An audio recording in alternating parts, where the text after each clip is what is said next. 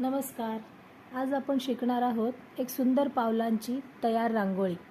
ही रांगोळी आपण उलनपासून बनवतोय, जिला फर वूल असं पण म्हणतात. तर ही रांगोळी बनवण्यासाठी पहिल्यांदा आपण पावलांची जी डिझाईन होती ती कार्बन पेपरच्या सहाय्यानं ट्रेस करून घेतलेली आहे आणि हे ट्रेस करताना मी रेक्झिनचा वापर केला आहे.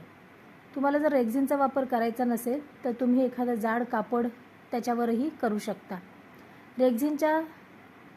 रेक्झिनवरती व्यवस्थित एकदा ट्रेस करून घेतलं की मग हॉटगनच्या सहाय्यानं आपण हे पुढचं काम करणार आहोत.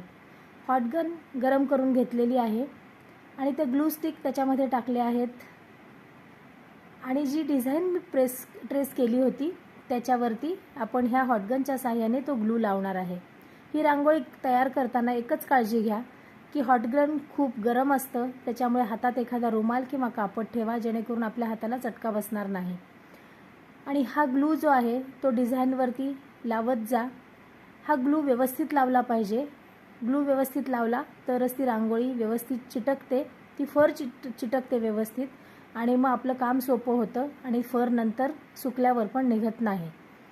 ग्लू आपण आउटर साईड पहिल्यांदा कंप्लीट करणार आहे, त्यामुळे ग्लू पण आउटर साईडनी पहिल्यांदा लावणार आहे. त्याच्यानंतर ती फर हळूहळू चिटकवत जा, व्यवस्थित प्रेस करून घ्या आणि मग एकदा आउटर साईड झाली की इनर साईडला पूर्ण फिलअप करून टाका. आपल्याला जो कलर आवडतो तो.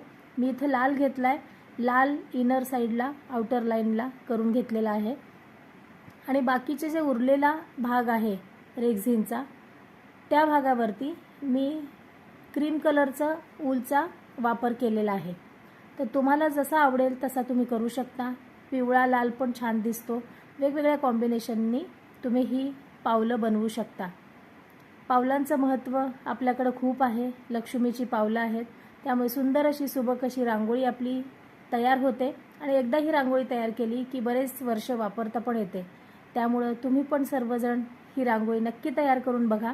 काहीही अडचण आल्यास कमेंटमध्ये जरूर कमेंट टाका, त्याच्यावरती तुम्हाला जरूर उत्तर दिलं जाईल.